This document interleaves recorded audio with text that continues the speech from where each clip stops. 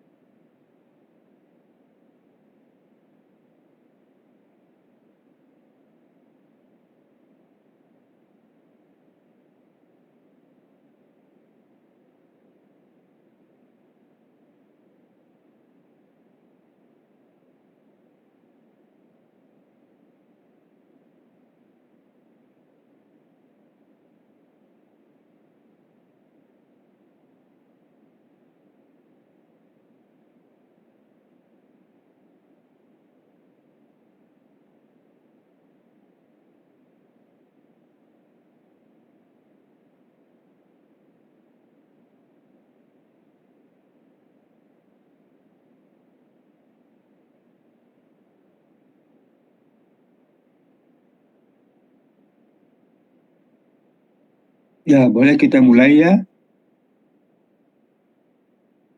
Kita mulai dengan Introduction of Pharmacology. Jadi pengenalan kita terhadap farmakologi. Maksud saya, kita belajar farmakologi karena sekedar hanya mempelajari obat-obatan saja. Di sini kita inginkan kita mempelajari interaksi antara obat dengan tubuh pasien.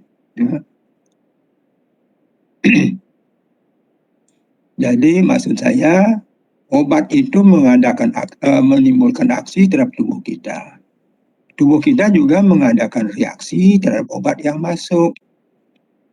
Jadi diapakan ya, kita lihat terus konsep-konsepnya. Ini pharmacokinetic konsep. Itu artinya konsep yang mempelajari bagaimana reaksi tubuh kita terhadap obat yang masuk. Kalau saya berikan obat pada pasien, maka pasien itu atau tubuh pasien itu akan mengabsorpsi terlebih dahulu. Diabsorpsi obatnya terlebih dahulu, kemudian didistribusi ke seluruh jaringan, kemudian di biotransformasi dan akhirnya baru diekskresi. Jadi distribusi absorpsi itu ada bermacam-macam. Ada yang kita lihat nanti di bawah. Ini nanti kita lihat ya. Jadi kita lanjutkan dulu farmakodinamik konsep itu mempelajari efek obat yang timbul, reaksi atau aksi obat terhadap tubuh pasien ya. Nah, kemudian selanjutnya kita mempelajari drug interaction. Itu kita pelajari kalau kita memberikan lebih dari satu jenis obat, maka timbullah suatu interaksi. Ya, nanti kita lihat bagaimana interaksi antar obat, drug interaction ya. Nah, akhirnya setelah kita mempelajari farmakologi, maka yang penting sekali kita menerapkan bagaimana kita memberikan obat yang rasional kepada pasien. Jadi rasional drug use. Bagaimana Anda memilih atau sudah memilih obat yang tepat untuk pasien secara rasional, karena kita belajar banyak sekali obat-obat yang sekarang yang sudah ada ya. Nah, kita lihat dulu Nah, ini pharmacokinetic konsep. Jadi pertama kali obat itu kalau diberikan kepada pasien akan diabsorpsi dulu. Absorpsi itu macam-macam. Mungkin ada di sini nanti, ya. Nah, ini absorpsi dulu bermacam-macam ya, melalui kulit kah, melalui intravena dan lain sebagainya. Kemudian setelah dia diabsorpsi, maka dia masuk darah. Enter the blood, ya. Setelah dia masuk darah, maka dia didistribusi ke seluruh jaringan dengan aliran darah tersebut, ya, untuk nanti menimbulkan suatu efek, ya. Nah, setelah dia menimbulkan efek, dia akan selanjutnya akan dibiotransformasi. Dengan tujuan dari tubuh itu kenapa membiotransformasi obat? Tujuannya ialah supaya obat yang kita berikan yang larut dalam lipid dibiotransformasi menjadi larut dalam air supaya mudah diekskresi. Jadi obat itu tidak boleh lama-lama dalam tubuh kita. Jadi begitu dia habis memberikan efek terhadap tubuh kita, dia harus dikeluarkan dari tubuh kita. Itulah yang dialami oleh tubuh kita, itu yang dikerjakan oleh tubuh kita, supaya tidak sampai terjadi keracunan. Ya, Anda ingat kan, obat itu adalah racun. Dalam dosis rendah itu racun dia sebenarnya. Nah, setelah dia, ada obat nanti mengalami first pass effect atau pre-systemic elimination.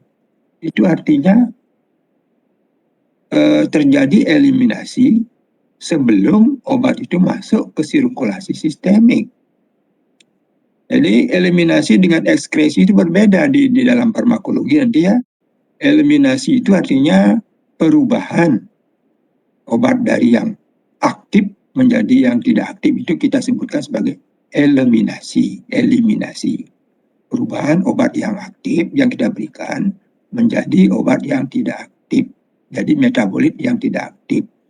Sedangkan ekskresi pengertiannya obat itu atau molekul obat yang sudah di metabolisme atau gimana dikeluarkan dari tubuh kita, keluar dari tubuh kita.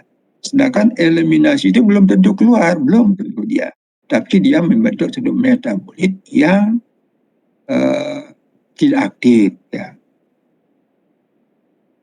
Nah, itu konsep kita terhadap farmakokinetik konsepnya. Nah, sekarang kita lihat bagaimana kita memberikan obat, jadi drug administration.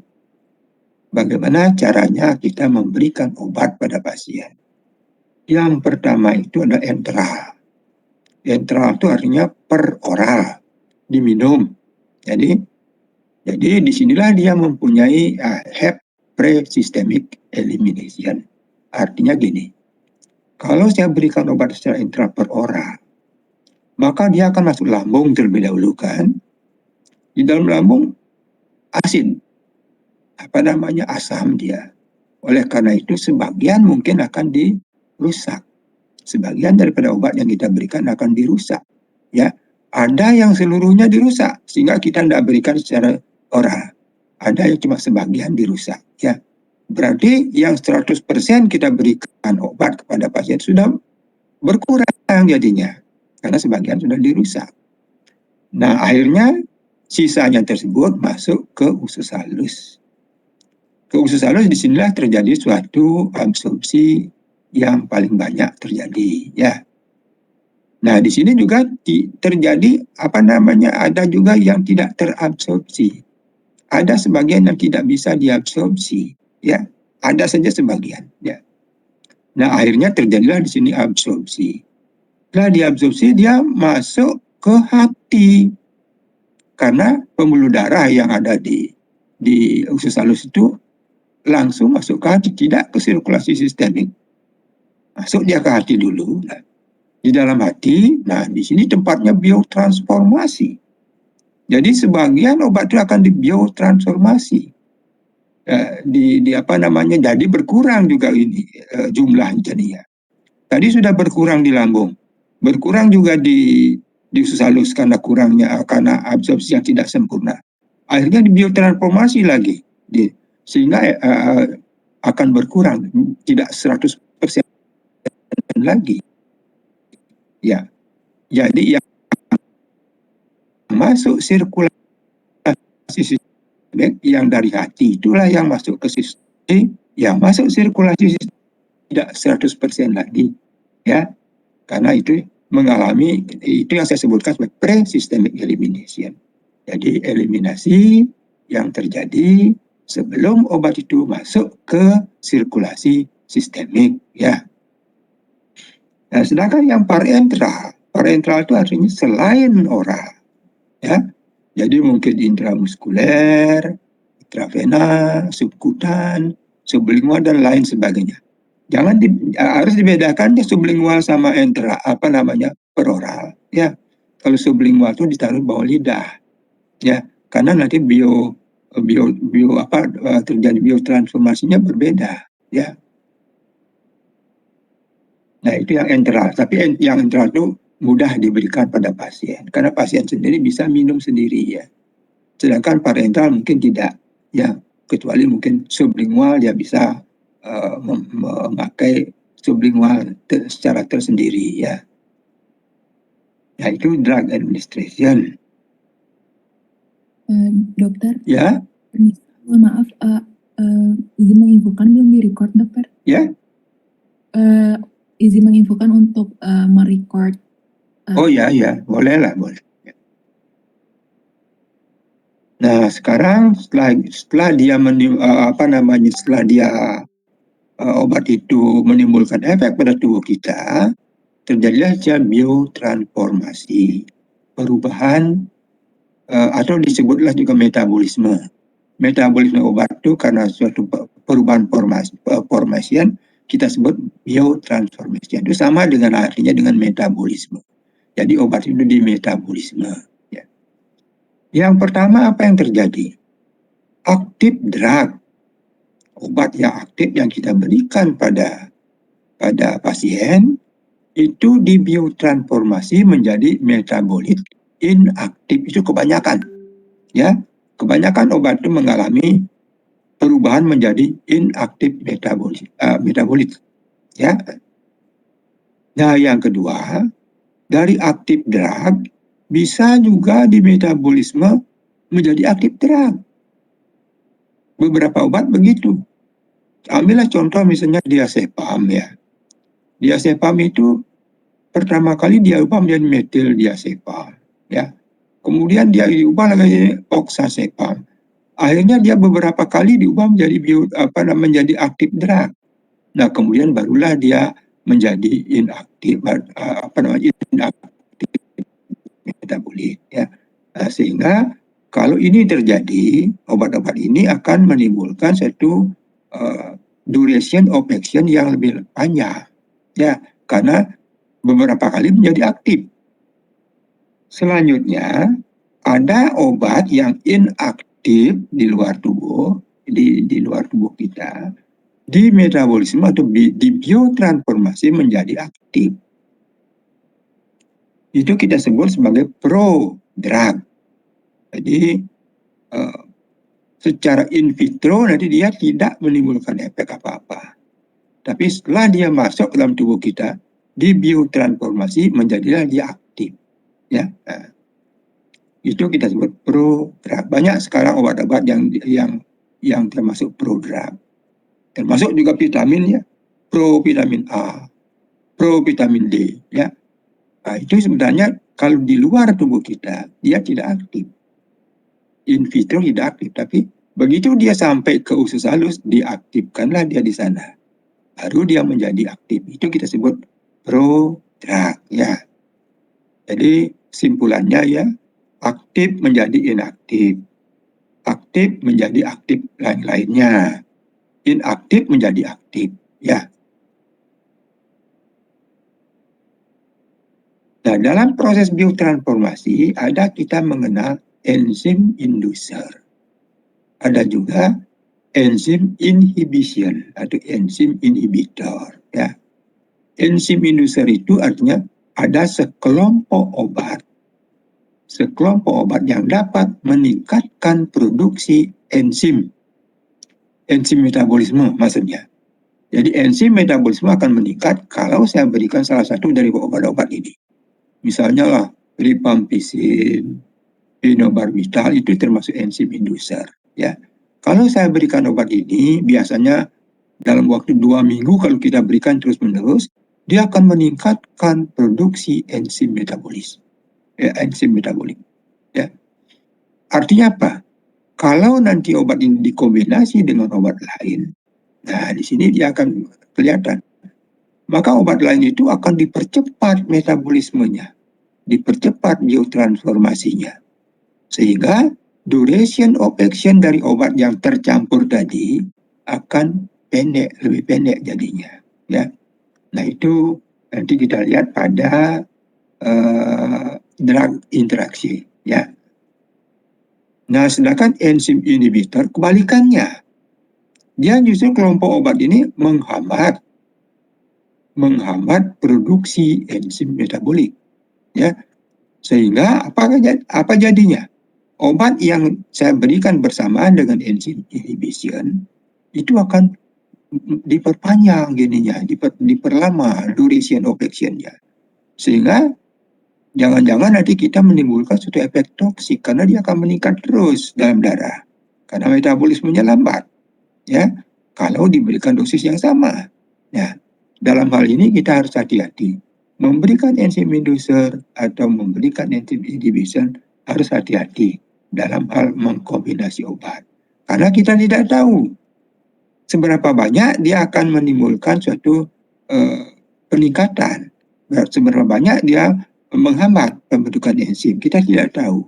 Sehingga kita hati-hati kalau ada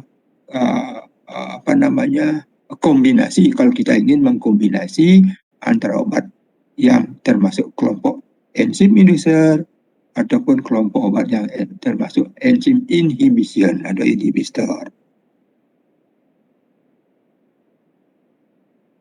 Nah, excretion sekarang. Nah, setelah biotransformasi, dia obat itu akan siap-siap untuk diekskresi. Yang pertama, yang paling banyak ekskresinya ini melalui ginjal dan melalui saluran cerna, renal and GI tract. Ya. Yang melalui renal itu biasanya begini dia, ada jalannya dia.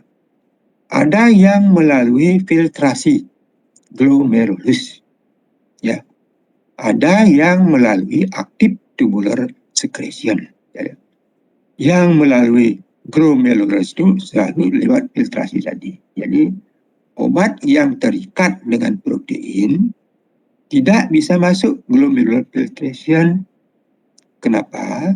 Karena proteinnya besar-besar, tidak bisa dia masuk ke sebagai filtrat di glomerulus, ya. Sedangkan ini yang kedua, melalui active tubular secretion, itu artinya molekul obat tersebut ditransport secara aktif. Secara aktif ditransport dari pembuluh darah langsung ke tubulus renalis. Jadi dia menembus dua dinding pembuluh darah, dinding tubulus renalis. Dan kemudian barulah dia sampai ke tubulus renalis. Nah itu dia, jadi yang lewat ginjal itu ada dua jalannya dia, melalui filtrasi glomerulus, kemudian melalui secretion tubulus. Kenapa disebut dengan aktif? Karena dia ditransport secara aktif. Maka itu disebut active tubular secretion. Nah selanjutnya apa yang terjadi? Obat yang masih larut dalam lipid itu akan direabsorpsi. Selama dia larut dalam lipid, dia akan direabsorpsi, masuk kembali ke darah sirkulasi sistemik. Ya. Nah, yang diekskresi itu adalah obat yang sudah larut dalam air. Ya. Jadi tujuan tadi yang di biotransfusi tadi ialah melarutkan obat yang tadinya larut dalam lipid supaya tidak lagi masuk ke dalam sirkulasi darah, menjadi larut dalam air supaya mudah diekskresi. Itu tujuannya dia. Biotransformasi itu sebenarnya. Nah, konsep farmakodinamik. Nah, di sini bagaimana obat itu bekerja sampai menimbulkan efek pada tubuh pasien, ya. Yang pertama nih yang sering sekali, yang ini paling banyak mungkin terjadi ya, adanya dia bekerja dengan melalui spesifik reseptor. Spesifik reseptor artinya dalam tubuh kita itu banyak sekali ada reseptor, ya. Dan nanti molekul obat kalau dia bisa nanti dulu ini ada di belakang dia. Melalui spesifik reseptor, kemudian ada yang melalui enzim inhibition, ada yang melalui penghambatan metabolik proses, ada yang melalui sifat fisis dan kemisnya obat, molekul obat, kemudian ada yang direct chemical interaction, ya. Nah, kita lihat yang spesifik reseptor. Nah, ini spesifik reseptor. Jadi, pertama ada reseptor. Ada molekul obat. Kalau molekul obat itu dapat bersatu dengan reseptor, artinya dia mempunyai affinity atau afinitas, ya. Artinya molekul obat dengan reseptor mempunyai daya gabung. Bergabung dia. Nah, tergantung sekarang kalau sudah bergabung, apakah dia bisa menimbulkan intrinsic activity atau tidak? Nah, jadi ada dua kemungkinan. Bisa menimbulkan intrinsic activity dalam sel, bisa tidak. Yang menimbulkan intrinsic activity, ya, itu akan menimbulkan respon. Ya, responnya apa? Efek obat tersebut. Jadi menghilangkan rasa demam, menghilangkan rasa sakit, dan lain sebagainya. Obat yang begini kita sebut sebagai obat agonis. Ya, jadi yang mempunyai affinity, kemudian mempunyai intrinsic activity, menimbulkan respon, maka kita sebut dia sebagai obat agonis. Sedangkan yang lainnya yang tidak bisa menimbulkan aktiviti intrinsik, tidak menimbulkan respon, ya, obat itu kita sebut sebagai obat antagonis, ya. Jangan salah arti nanti.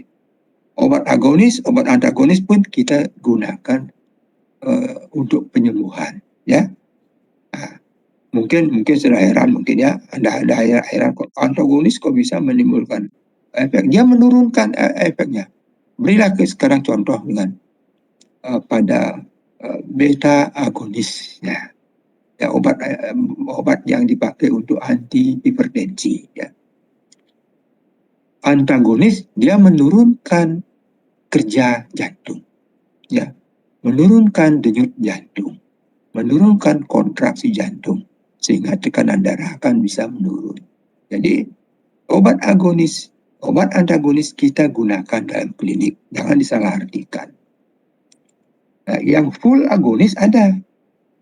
Kalau molekul obat ini dapat menimbulkan respon yang sampai 100% sama dengan obat yang standar misalnya, maka kita sebut dia sebagai full agonis. Ya.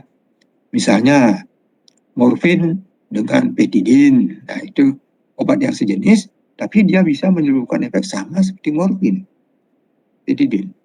Maka kita sebutlah dia sebagai full agonis petidin, ya. Kalau tidak sampai 100%, maka kita sebut dia parsial agonis. Obat yang tidak dapat mencapai 100% respon. Nah, kemudian kita lihat nanti ada obat non-selektif, ada selektif. Yang kita sebut sebagai non-selektif, itu artinya satu jenis obat dapat menstimulasi lebih dari satu jenis reseptor. Nah, bila sudah contoh misalnya, yang paling mudah ya, adrenalin. Ya, adrenalin itu dapat menstimulasi reseptor alfa, menstimulasi reseptor beta 1, menstimulasi reseptor beta 2. Ya. Nah, kalau dia menstimulasi alfa, maka terjadi vasokonstriksi. Kemudian tekanan darah akan naik. Ya. Itu yang terjadi kalau dia menstimulasi reseptor alfa yang ada pada pembuluh darah.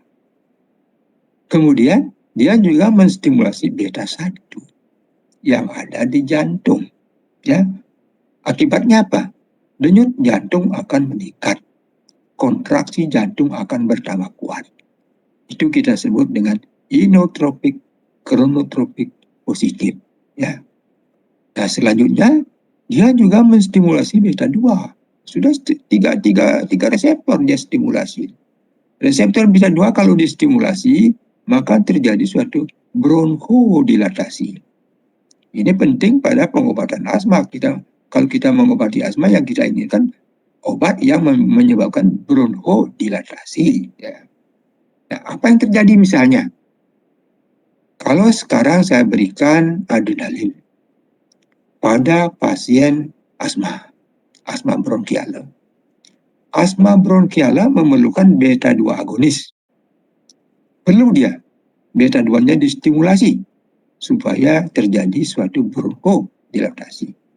Nah, tetapi adrenalin juga menstimulasi beta 1. Jadi asmanya sembuh, tapi beta 1-nya yang terangsang juga. Jantungnya berdebar-debar lebih cepat. Kontraksi jantungnya akan lebih meningkat. Kemudian kalau dia mempunyai efek mempunyai kans untuk hipertensi, maka tensi akan meningkat. Nah, sehingga apa yang terjadi? Asmanya sembuh, tapi ada efek samping. Nah, itu adanya yang non selektif ya. Itu konsekuensinya untuk obat yang bersifat non selektif. Tapi memang kebanyakan nanti bersifat non selektif. Oleh karena itulah setiap obat mungkin nanti mempunyai efek samping. Jadi efek sampingnya mungkin ringan atau mungkin berat. Itu disebabkan karena dia banyak menstimulasi reseptor, lebih dari satu jenis reseptor. Nah, sedangkan yang selektif, nah itu yang dibikin oleh orang-orang farmasi sekarang ya. Dia obat ini hanya menstimulasi satu jenis reseptor saja. Nah, saya lanjutkan dengan yang tadi, dengan asma bronkial. Kalau saya berikan selective drug, misalnya salbutamol, obat ini hanya menstimulasi reseptor beta 2. Jadi terjadi bronchodilatasi. Dia tidak berpengaruh terhadap jantung karena dia tidak menstimulasi beta 1. Dia juga tidak berpengaruh terhadap tekanan darah karena dia tidak menstimulasi alfa. Jadi sekarang dibikinlah obat yang seselektif mungkin, yang didesain oleh orang-orang farmasi biasanya ya. Maksudnya supaya menghindari terjadinya banyak efek samping. Nah, yang bekerja sebagai enzim inhibitor ya, misalnya allopurinol. Dia menghambat xantin oksidase. Ini pembentukan uric acid ya. Nah, mungkin kalau misalnya orang yang uric acid tinggi, yang kita sebut dengan penyakit urat, asam urat, itu biasanya umum disebutkan, maka kita berikan allopurinol supaya produksi uric acid, asam urat akan menurun. Nah, itu sebagai enzimnya yang dihambat, xantin oksidasenya dihambat, sehingga jumlah uric acid yang terbentuk akan sedikit minimal ya. Menghambat metabolik proses. Nah, ini menghambat metabolik proses sel kuman maksudnya. Jadi kebanyakan nanti antibiotik yang kita berikan pada pasien itu menghambat metabolik proses kuman mikroorganisme ya, sehingga mikroorganisme itu akan mati ya. Yang bersifat physicochemical property itu, contohnya saya berikan osmotic diuretik ya. Osmotic diuretik itu seperti contohnya mannitol, contohnya ya. Kalau kita berikan mannitol akan masuk tubulus renalis ya, menjadi tekanan osmotiknya di sana akan meningkat. Kalau tekanan osmotik meningkat, dia menarik air dari sekitar, sehingga volume tubulus renalis akan meningkat. Dalam hal ini kalau kita berikan osmotik diuretik, maka terjadilah diuresis, banyak kencing, karena dia bersifat tekanan osmotiknya meningkat di dalam tubulus renalis, ya. Ada yang bersifat direct chemical interaction, contohnya antacid, ya. Fungsinya hanya mengikat atau membuat asam lambung menjadi tidak terlalu asam, ya. Misalnya kalau sampai dia pH-nya sampai mencapai 2 gitu misalnya di lambung, maka pasien merasa perutnya perih, rasa enak, rasa dispepsia, ya. Nah, itu kalau kita berikan antacid, maka pH-nya bisa menjadi 4, sehingga rasa tak enak di perut itu karena rasa perih, rasa dispepsi dan lain sebagainya akan dapat dihilangkan. Itu hanya untuk meningkatkan pH. Jadi sifatnya hanya meningkatkan pH, tidak menghambat pembentukan HCl. Nah, itu kira-kira yang banyak terjadi kerja daripada obat tersebut.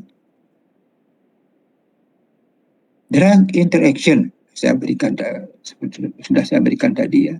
Kalau kita memberikan obat lebih dari satu macam jenis obat, maka akan timbul suatu interaksi.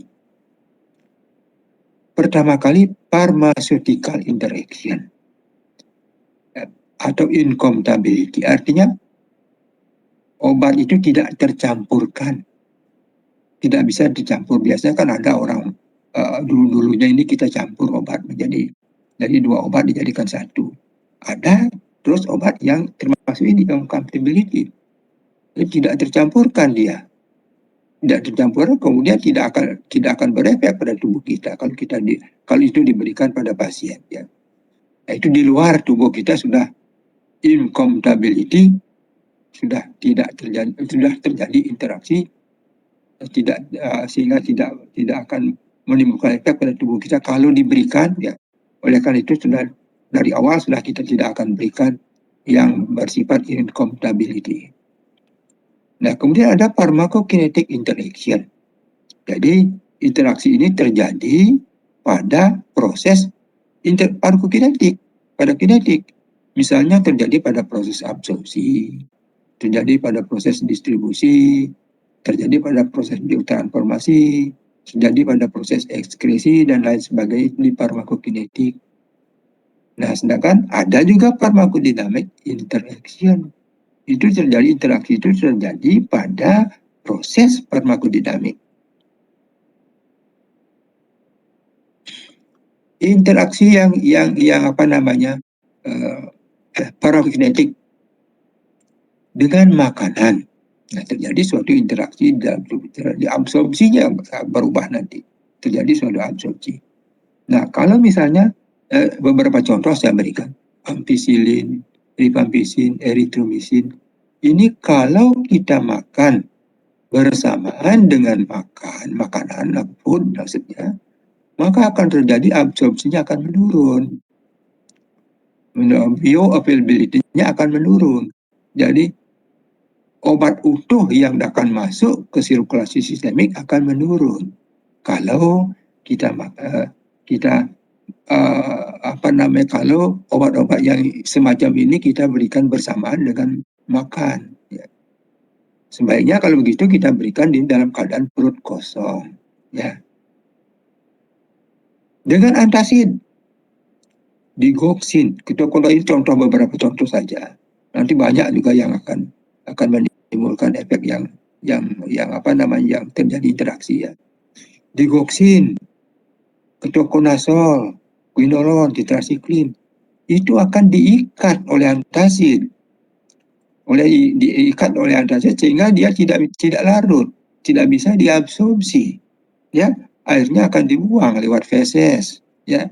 Nah, itu pengaruh daripada obat-obat tersebut, antacid dengan digoxin, antacid dengan ketoconazole, ya. Jadi dia mempunyai chelating agent. Apa yang disebut chelating agent itu artinya pengikat.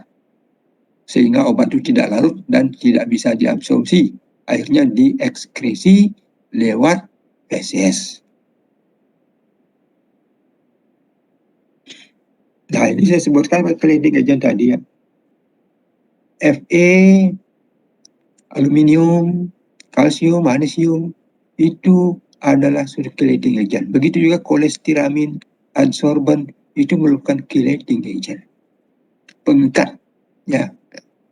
Misalnya Fe, nah aluminium, kalsium dan magnesium itu kan umum terdapat pada antasid, sedangkan Fe tersendiri ya. Ada Fe itu sering kita temukan pada suplemen ya. Kalau ini kita berikan bersamaan tetrasiklin, maka tetrasiklin akan diikat, dikirit, tidak bisa larut, dan tidak bisa mempunyai efek, tidak bisa diabsorpsi, akhirnya dikeluarkan lewat feses tadi yang saya sebutkan. Kolestiramin, kalau kita kombinasi dengan dioksin juga sama, akan dikeluarkan lewat feses tanpa dapat diabsorpsi. Adsorban, begitu juga. Adsorban itu seperti kaolin, charcoal itu kan untuk obat diare itu. Nah, obat diare itu bersifat juga kilit terhadap digoksin, sehingga digoksin pun akan diikat dan dikeluarkan lewat feses. Jadi ini diingat ya, chelating agent itu penting diperhitungkan kalau kita memberikan obat. Ya.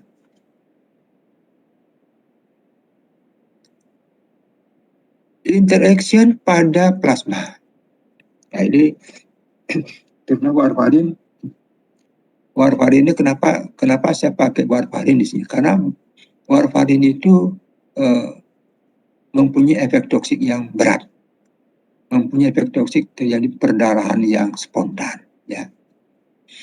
Warfarin itu yang bebas dalam darah itu cuma 2%. 2% itulah yang menimbulkan efek pada tubuh, pada darah. Kalau andai kata dia meningkat menjadi 2%, jadi 4%, jadi 2 kali lipat, maka efeknya juga menjadi 2 kali lipat. Mungkin bisa sampai terjadi pendarahan spontan. Ya.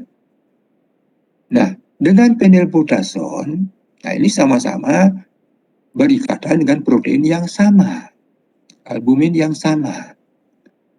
Sedangkan phenylbutazone daya ikatnya lebih kuat, sehingga dia menggeser warfarin dari albumin, sehingga warfarin yang bebas menjadi 2 kali mungkin 3 kali lebih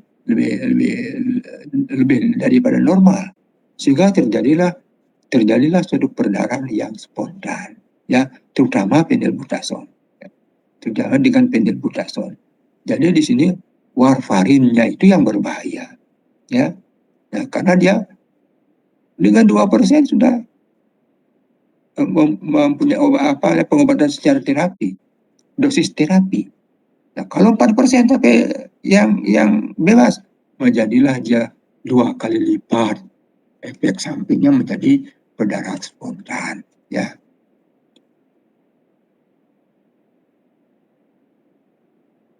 Nah, interaksi dalam biotransformasi. Nah, saya sebutkan tadi enzim inducer. Enzim inducer ini kelompok obat. Nah, ini saya sebutkan beberapa. Phenobarbital, rifampicin, nikotin rokok aja ya. Ini merupakan suatu enzim inducer. Ya. Jadi kalau begitu ya, orang yang merokok ya, merokok yang maksudnya yang mempunyai kebiasaan merokok nanti memerlukan dosis yang lebih tinggi. Karena dia merupakan suatu enzim inducer, dia membentuk suatu metabolisme enzim metabolik yang lebih tinggi, sehingga obat lain yang kita berikan akan dimetabolisme lebih cepat. Lebih cepat berarti efeknya juga makin menurun, makin tidak lengkap. Ya. Obat-obat semacam ini adalah phenobarbital, rifampicin, nikotin. Ya. Ini terutama di phenobarbital ya. Ini suatu pengalaman yang terjadi di India terutama dulu ya.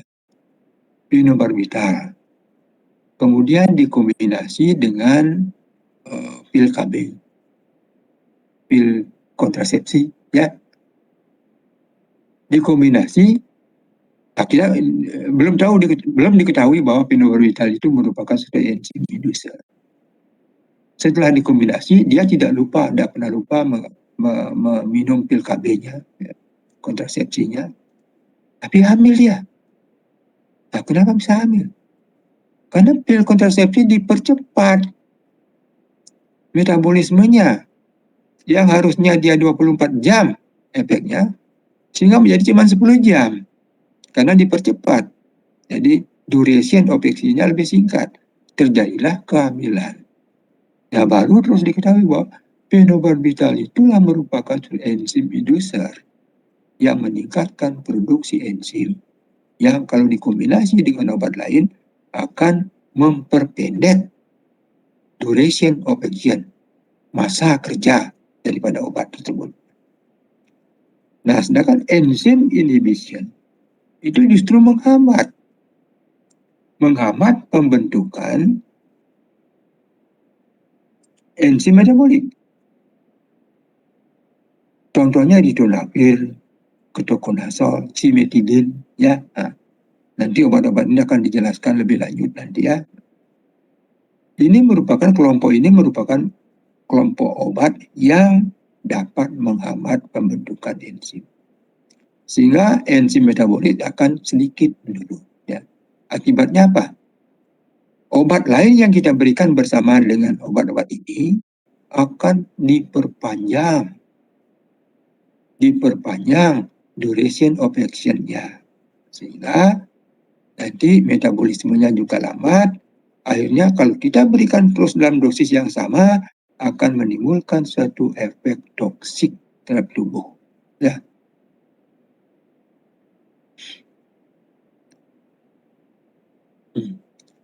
Interaction pada proses ekskresi. Natrium bikarbonas. Ya. Natrium bikarbonas itu merupakan basa lemah. Ya. Dia akan mempercepat ekskresi kelompok obat yang bersifat asam lemah. Phenobarbital, salisilat, sulfonamid itu merupakan suatu kelompok obat yang termasuk asam lemah. Jadi nanti untuk mempercepat, kalau andai kata terjadi suatu keracunan phenobarbital, keracunan salisilat, keracunan sulfonamid yang bersifat asam lemah, ataupun obat lain yang bersifat asam lemah, kita berikan natrium bikarbonas yang bersifat basa lemah, supaya nanti terbentuk ionized. Jadi molekul obat yang terionisasi, larut dalam air, sehingga mudah dikeluarkan lewat kencing. Ya. Jadi kalau ada nanti keracunan oleh karena phenobarbital atau asam lemah lainnya, maka kita berikan basa lemah, natrium bikarbonas, untuk mempercepat ekskresinya lewat kencing biasanya.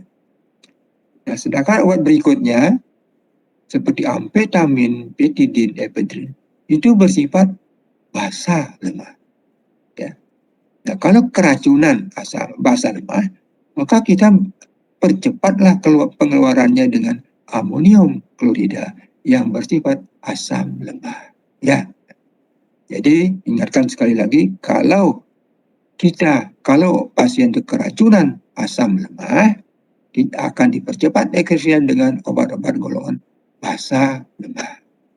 Tapi kalau pasien keracunan basa lemah atau amfetamin dan lain sebagainya, maka ekskresi yang dapat dipercepat dengan memberikan asam lemah, yaitu amonium klorida, untuk mempercepat ekskresinya lewat kencing dan urin.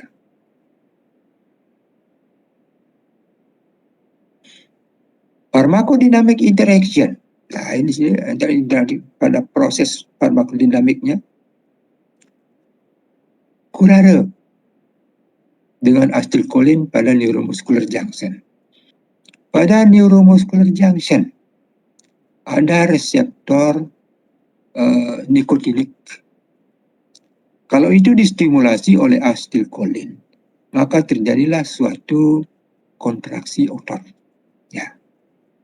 Nah, sedangkan curare yang diberikan justru akan memblok reseptor nikotinik tersebut, sehingga tidak terjadi suatu kontraksi, lumpuh orangnya.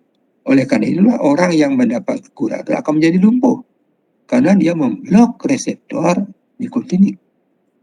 Nah, kalau nanti ada pasien yang keracunan kurare, maka kita berikan obat asetilkolin untuk ditingkatkan asetilkolin dalam tubuh kita supaya kurare yang memblok reseptor tadi tergeser dan diduduki kembali oleh asetilkolin sehingga dapat menimbulkan efek kontraksi lagi. Histamin, nah, itu dia menstimulasi reseptor H1 sehingga terjadilah suatu alergi, semacam alergi. Maka dinetralisirlah dia dengan diphenhidramin. Diphenhidramin akan menggeser histamin dari reseptornya sehingga efek histamin akan hilang. Nah, itu yang sering kita gunakan dalam klinik begitu, yang lewat farmakodinamik interaction. Begitu juga ini, antihipertensi dengan diuretik.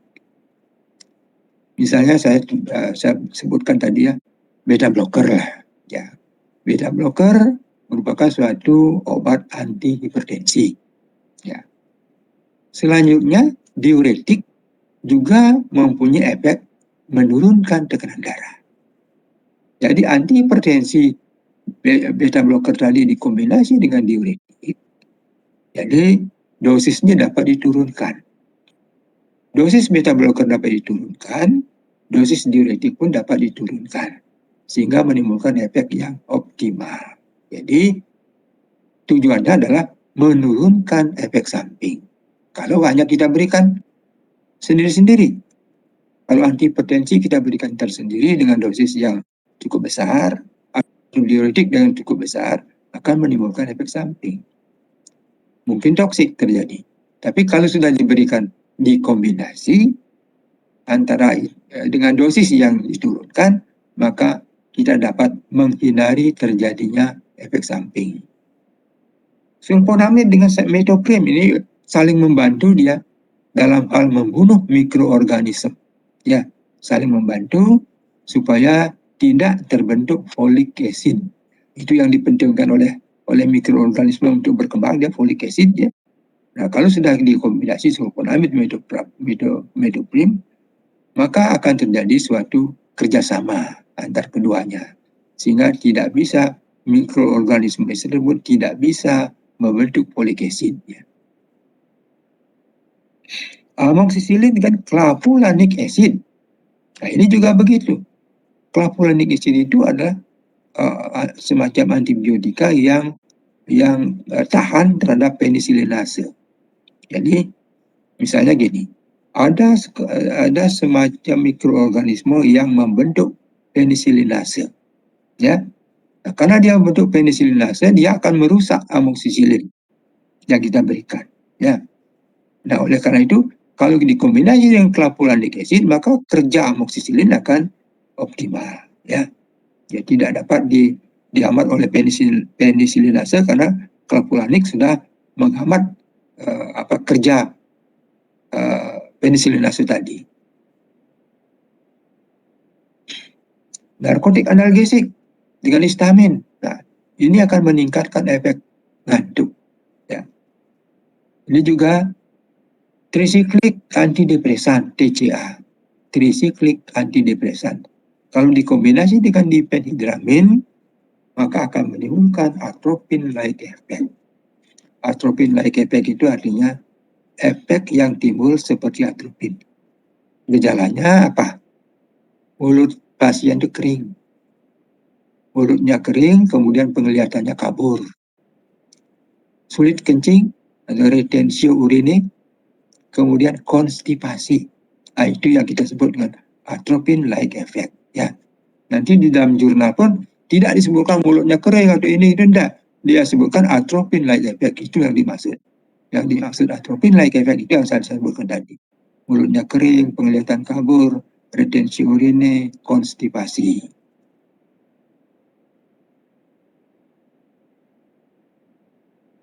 Nah, sekarang akhirnya setelah kita mempelajari farmakologi, banyak nanti kita pelajari, setiap topik kita pelajari, maka tujuan terakhir kita adalah memberikan obat secara rasional. Ya, kenapa kita harus begitu? Karena ingat, poison in small doses are the best medicine. Jadi dipercaya obat yang kita berikan itu adalah racun dalam dosis kecil. Ya. Kemudian apa? Useful medicine in too large doses are poisonous. Jadi yang baik pun obatnya, sebaik apapun obat itu kalau diberikan dosis yang besar akan bersifat racun. Maka itu efek daripada obat tergantung pada dosis dan tergantung pada jenis obat yang kita berikan. Nah, impact ini apa yang terjadi kalau kita memberikan secara irasional, ya pasti kegagalan terapi, mungkin terjadi suatu keracunan, ya. Increase side effect or toksis sudah, ya. Itu kalau tidak irasional begitu. Antibiotik resisten, costly, banyak biaya akan terbuang, ya. Itu yang akan terjadi, itu dampak daripada pemakaian obat secara irasional. Nah, sekarang karena begitu banyaknya obat yang beredar, kita harus bisa memilih obat secara bijaksana. Ya, caranya begini. Kita memilih right indication. Betul obat ini ada indikasinya enggak? Ya, nah, misalnya orang ada penderita asma, asmanya sifatnya apa, akut apa kronis, nah itu kita berikan obat secara indikasinya yang apa yang kita akan berikan. Ya. Right of the drug of choice, obat pilihan utamanya apa? Jadi misalnya, kalau misalnya asma akut, maka kita berikan beta 2 agonis yang short acting. Nah, itu drug of choice-nya. Nanti kita pelajari bersama-sama, nanti kita pelajari setiap obat untuk organ-organ yang sakit, ya. Setelah kita menentukan drug of choice-nya, dosisnya berapa dosis yang kita berikan. Ya, setelah kita tentukan caranya bagaimana kita berikan. Apakah dia bisa per oral? Apakah harus dengan intravena? Apakah harus dengan intramuskuler? Tergantung juga obat yang tersedia. Begitu juga pada pasien, maka itu right patient. Apakah dia bisa minum obat secara oral? Apa bisa dengan ditanya dulu apakah bisa dengan intravena atau dengan intramuskuler. Nah, selanjutnya yang disebutkan sebagai rasional terapi, kalau kita juga menggunakan generik drug, obat-obat generik, ya itu termasuk dalam pengobatan yang rasional, generik drug, ya. Choosing rational medicine. Bagaimana caranya kita memilih obat secara rasional? Yang pertama kita perhitungkanlah efikasi, potensi obat tersebut. Benar-benar poten atau tidak. Jangan memilih obat sembarangan. Seperti tadi misalnya drug of choice, ya itu yang kita lakukan. Yang kedua baru safety-nya. Efek samping. Apakah efek sampingnya banyak atau tidak? Toksiknya tinggi atau cuman rendah-rendah saja? Suitability tergantung pada pasien yang ditentukan, yang kita akan obati. Suitability, cost, baru terakhir harga, ya. Jadi kalau kita memilih obat generik sebagai pengobatan, maka itu dianggap sebagai kita memilih obat yang murah, tapi bukan murahan, ya. Obat yang murah tapi bukan murahan. Itulah obat generik yang sekarang kita kita pakai lah, terutama di puskesmas, ya, dan dianjurkan untuk dipakai karena itu dapat subsidi dari pemerintah. Nah, sekarang ada pertanyaan. Apakah kamu sudah rasional? Ya. Nah, selama kita dokter itu adalah manusia biasa, jangan manusia istimewa, bukan super, maka kita tidak akan pernah luput daripada kesalahan. Ya, karena banyak sekali yang kita harus pertimbangkan. Tapi kita berusaha menuju rasional dengan apa yang kita pelajari dalam farmakologi. Ya. Nah, itu pesan saya terakhir. Nah, ini ada ya. Ini kan ada kelompok-kelompok diskusi ya. Ya. Halo. Dokter. Ya. Nah, tiap kelompok itu berapa orang? Sekitaran 13, 12. 13. Ya, Ya. Ini saya berikan learning task. Jadi learning tasknya ini nanti tertulis. Satu kelompok membuat satu saja laporan. Ya. Dibuat bersama-sama. Jadi satu laporan itu terdiri dari 13 orang. Satu kelompok diisi nama. Ya. Ya. Jadi ini dikumpulkan. Taruh di atas meja saya di farmakologi ya. Nah, yang saya inginkan nanti ya, describe the fate of drug in the body if drug are given orally. Bagaimana nasib obat tersebut kalau obat tersebut diberikan secara oral? Bagaimana dia di lambung, apakah dia dirusak atau bagaimana tadi ya.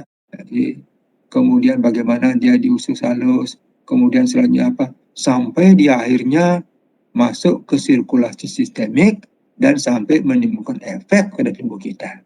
Ceritakan. Ya. Nah, kemudian yang kedua, apa arti presystemic elimination? Arti klinisnya apa? Ya, coba diceritakan. Ya. Dan diceritakan dulu apa itu presystemic elimination. Akibatnya apa? Efeknya apa terhadap penggunaan kliniknya. Ya. Itu ya.